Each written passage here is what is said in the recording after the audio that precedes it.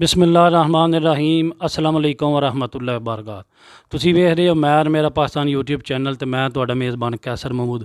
ਖਿਦਮਤ ਹਲਕ ਪ੍ਰੋਗਰਾਮ ਦੇ ਤਹਿਤ ਅਸੀਂ ਅੱਜ ਇਸ ਘਰ ਆਏ ਹਾਂ। ਅੱਲਾਹ ਪਾਕ ਸਾਨੂੰ ਇੱਥੇ ਲੈ ਕੇ ਆਇਆ ਤੇ ਇਹਨਾਂ ਦਾ ਜਿਹੜੇ ਹਾਲਾਰੀ ਨੇ ਇਹ ਸਾਡੇ ਘਰ ਆਏ ਤੇ ਇਹਨਾਂ ਨੇ ਸਾਨੂੰ ਦੱਸਿਆ ਤੇ ਅੱਗੋਂ ਪਿੱਛੋਂ ਵੀ ਮੈਂ ਪੁੱਛਿਆ ਕਿ ਇਹ ਵਾਕਈ ਸਹੀ ਮੁਸਤਹਿਕ ਨੇ ਤੇ ਇਹਨਾਂ ਵਾਸਤੇ ਅਸੀਂ 1 ਮਹੀਨੇ ਦਾ ਰਾਸ਼ਨ ਲੈ ਕੇ ਆਏ ਹਾਂ। 20 ਕਿਲੋ ਦਾ ਆਟੇ ਦਾ ਤਰੋੜਾ ਹੈ ਤੇ ਘਿਓ ਤੇ ਇਹਦੇ ਵਿੱਚ ਜੋ ਘਰ ਦੀਆਂ ਜ਼ਰੂਰਤ ਦੀਆਂ ਚੀਜ਼ਾਂ ਨੇ ਤੇ ਇਹ ਚਾਚੇ ਜੀ ਨੇ ਤੇ ਇਹ ਇਹਨਾਂ ਦੇ ਘਰ ਦੇ ਸਰਬਰਾਹ ਨੇ ਤੇ ਅਸੀਂ ਇਹਨਾਂ ਕੋਲ ਪੁੱਛਾਂਗੇ ਕਿ ਇਹਨਾਂ ਦੇ ਪਹਿਲੇ ਕਿਸ ਤਰ੍ਹਾਂ ਦੇ ਹਾਲਾਤ ਹੈ ਤੇ ਹੁਣ ਇਹਨਾਂ ਦਾ ਕਿਸ ਤਰ੍ਹਾਂ ਦਾ ਗੁਜ਼ਾਰਾ ਪਿਆ ਹੁੰਦਾ ਹੈ। अस्सलाम वालेकुम। वालेकुम सलाम। क्या ਚਾਚਾ ਜੀ ਕੀ ਨਾਂ ਤੁਹਾਡਾ ਤੇ ਪਹਿਲੇ ਕਿੱਥੇ ਤੁਸੀਂ ਡਿਊਟੀ ਕਰਦੇ? मैं पहले फौज में रहा, उतो पेंशन हो गई सन 99 ਅੱਛਾ उसके बाद फिर मैं लाहौर यूनिवर्सिटी च चौकीदारा करता रहा। ਅੱਛਾ उतो दूर आ उतो फिर छड़ के मैं ड्रीमलैंड होटल ते चौकीदारा करता रहा। ਅੱਛਾ उतो फिर जिसले मैं बीमार होया तो मैनू ब्लड दी वो प्रॉब्लम बनी तो वो फिर मैं CM सरकारी उत्थे साढ़े पैसे ऐसे नहीं लंदे, असी फ्री विच साडा चैकअप होंदा है ਫੌਜ ਦੇ ਵਾਲੇ ਨਾਲ। जी फौज वाले ना। तो उत्थे मैं इलाज शाज भी कराया है, लेकिन मेरा जेड़ा फेफड़ा है ना वो एक तो पूरा ही डैमेज हो गया है ਅੱਛਾ तो एक जेड़ा है वो अद्धा को डैमेज है। मतलब मैं हुण कम नहीं कर सकदा। मैनू 3-4 साल हो गए ने। अगे तो मतलब है कि थोड़ा बहुत गुजारा चल जाता हा ਜੀ तो हुण मतलब है कि मेरा ना बेटा कोई नहीं है, 6 बेटियां ने, 4 शादीशुदा ने तो 2 ही हैं जवान ने भी ਦੋਵਾਂ ਦੀ ਸ਼ਾਦੀ ਕਰਨੀ। जा करनी। तो मेरे को हुण मतलब है कि कम करने वाला तो फिर ऐसा कोई जरिया माश को नहीं तो मैं सिर्फ पेंशन से गुजारा करना। वो कितना चीर ਤੁਹਾਨੂੰ ਹੋ ਗਿਆ ਬਿਮਾਰ ਹੋਏ?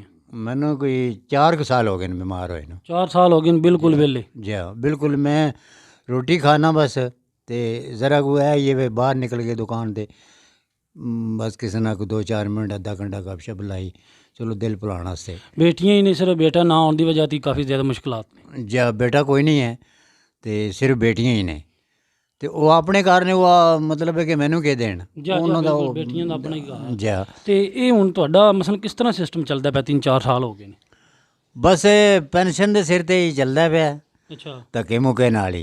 ਜਾ तो कोई किसी का मिन्नत अल्लाह करना है, जे कोई 150 दे सकता है तो उसकी मेहरबानी है। ਪਿੰਡ ਦੇ ਕੋਈ ਬੰਦੇ ਆਉਂਦੇ ਨੇ ਤੁਹਾਡੇ ਕੋਲੇ ਕੋਈ ਮਸਲ ਮਦਦ ਕਰਦੇ ਨੇ ਜਾਂ ਨਹੀਂ?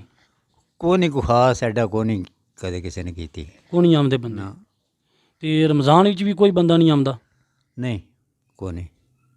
ਤੇ ਇਹ ਹਰਕੇ ਤੁਹਾਡੇ ਮਕਾਨ ਵੀ ਮੈਂ ਵੇਖਿਆ ਢਹਿੰਦੇ ਪਏ ਨੇ, ਤਕਰੀਬਨ ਪੁਰਾਣੇ ਮਕਾਨ ਬਣੇ ਨੇ ਤੇ उदों दे जेड़े पेंशन में आया तो वो पैसे ला के ते जेड़े बनाए ना, उसके बाद फिर ना पैसे हैं ने इतने, ना मकान बना सकते हैं तो ना खर्चा नहीं टोड़ सकते तो मकान तो फिर बड़ी दूर की गल है ना। ਜਾ ਤੁਹਾਡਾ ਜਿਸਲੇ ਮੈਂ ਆਪਣੇ ਦੋਸਤਾਂ ਨਾਲ ਵੀ ਜ਼ਿਕਰ ਕੀਤਾ ਤੇ ਕੋਈ ਇੱਥੇ ਪਿੰਡ ਦੇ ਬੰਦੇ ਕਹਿੰਦੇ ਹੈ ਕਿ ਇਹਨਾਂ ਨੂੰ ਨਹੀਂ ਲੱਗਦਾ, ਲੇਕਿਨ ਅੰਦਰ ਦੇ ਹਾਲਾਤ ਤੁਹਾਡੇ ਸਾਰੇ ਬੰਦੇ ਨਹੀਂ ਜਾਣਦੇ। ਤੇ ਮੈਂ ਜਿਸਲੇ ਬੰਦਿਆਂ ਕੋਲ ਪਤਾ ਕੀਤਾ ਨਾ, ਉਹਨਾਂ ਦੱਸਿਆ ਕਿ ਵਾਕਈ ਮੁਸਤਹਿਕ ਨੇ, ਬਿਮਾਰ ਨੇ ਤੇ ਇਹਨਾਂ ਦਾ ਹੁਣ ਜਿਹੜਾ ਨਾ ਕੋਈ ਜ਼ਰੀਆ ਮਾਸ਼ ਨਹੀਂ ਹੈ। क्योंकि मैं दसना पिया भी मेरा जे मतलब है कि बीमार ना होंदा तो फिर मैं चलो चौकीदारा करदा नाल, चलो कोई 4 पैसे उतना लभ जांदी, चलो फिर बंदा समझदा भी चलो भावें गुजारा मुश्किल नाल भी होंदा है तद भी होंदा तो है ना पिया। तो हुण जिहड़ी ये मुश्किल है ये मतलब है कि हुण हद तो ज़्यादा मुश्किल हो गई है। ਬਸ ਬਿਮਾਰੀ ਦੀ ਵਜ੍ਹਾ ਦੀ ਬੰਦਾ ਕੰਮ ਨਾ ਕਰ ਸਕੇ ਤੇ ਹਾਲਾਤ ਮੁਸ਼ਕਲ ਹੋ ਜਾਂਦੇ ਘਰ बहुत ਚ। मुश्किल हो जाते हैं क्योंकि मैं हुण मतलब है कि अपना खर्चा नहीं दे सकता तो मैं इन्हां दी शादी किस तरह करांगा। 2 ਬੇਟੀਆਂ ਦੀ ਸ਼ਾਦੀ ਕਰਨੀ ਹੈ ਜੀ। जी ਤੇ ਇਹ ਚਾਚਾ ਜੀ ਤੁਹਾਡੇ ਵਾਸਤੇ ਅਸੀਂ ਲੈ ਕੇ ਆਏ ਹਾਂ ਰਾਸ਼ਨ ਮਹੀਨੇ ਦਾ ਤੇ ਇਹ 5000 ਰੁਪਈਆ ਤੇ ਇਹ ਮੈਂ ਆਪਣੀ ਤਰਫੋਂ ਨਹੀਂ ਦਿੱਤਾ ਤੇ ਨਾ ਕੋਈ ਮੈਂ ਕੋਈ ਐਡਾ ਵੱਡਾ ਚੌਧਰੀ ਆਖਿਆ ਮੈਂ ਤਾਂ ਨਹੀਂ ਦਿੱਤਾ। ਜਿਹੜੇ ਦੋਸਤ ਨੇ ਨਾ ਸਾਡੇ ਉਹ ਸਾਡੇ ਨਾਲ ਤਾਮਣ ਕਰਦੇ ਨੇ ਤੇ ਅੱਗੋਂ ਫਿਰ ਮੇਰੀ ਉਹਨਾਂ ਨੇ ਡਿਊਟੀ ਲਾਈ ਹੈ। ਜਿਹੜੇ ਪਿੰਡ 'ਚ ਮੁਸਤਹਿਕ ਬੰਦੇ ਨੇ ਵੇਖ ਤਾਕ ਕੇ ਤੇ ਇਹ ਸਾਰਾ ਕੋਈ ਰਾਸ਼ਨ ਪਾਣੀ ਹੈ ਜੋ ਉਹਨਾਂ ਨੂੰ ਦੇ ਸਕਨੇ ਅਸੀਂ ਉਹ ਉਹਨਾਂ ਨੂੰ ਦਿੰਦੇ ਹਾਂ ਤੇ ਜਿਨ੍ਹਾਂ ਨੇ ਦਿੱਤਾ ਨਾ ਤੇ ਉਹਨਾਂ ਵਾਸਤੇ ਦੁਆ ਕਰ ਛੱਡਣੀ। जी इंशाअल्लाह ताला उन्होंने ज़्यादा तो ज़्यादा दे ते और भी जितने भी मतलब है कि भैन भरा ने मतलब है कि जेड़ा हैल्प कर सकते हैं किसी गरीब आदमी तो उन्होंने करनी चाहिए ताकि वो थोड़ा जा ना हालात दा वो मुकाबला कर सकन। मैं तो सब ने मतलब है कि ज़्यादा तो ज़्यादा दे और अपने घर खुश रखे और इज़्ज़त इजाफा करे अल्लाह। ਇਸ ਵੀਡੀਓ ਨਾਲ ਮੈਂ ਦੋਸਤਾਂ ਨਾਲ ਗੱਲ ਕਰਨਾ ਚਾਹੁੰਦਾ ਕਿ ਤੁਸੀਂ ਆਪਣੇ ਘਰੋਂ ਨਿਕਲੋ, ਵਿਹੜੇ ਇਰਦ ਗਿਰਦ ਆਪਣੇ ਜਿਹੜੇ ਤੁਹਾਡਾ ਪੜੋਸ ਨੇ ਉਹਨਾਂ ਨੂੰ ਵੇਖੋ ਕਿ ਕਿਹੜਾ ਮੁਸਤਹਿਕ ਹੈ ਜਾਂ ਉਹਨਾਂ ਨੇ ਕਿਸ ਤਰ੍ਹਾਂ ਉਹ ਆਪਣਾ ਗੁਜ਼ਾਰਾ ਪਿਆ ਕਰਦੇ ਨੇ, ਉਹਨਾਂ ਨੇ ਇੱਕ ਟਾਈਮ ਦੀ ਰੋਟੀ 2 ਟਾਈਮ ਦੀ ਰੋਟੀ ਖਾਧੀ ਜਾਂ ਨਹੀਂ ਖਾਧੀ।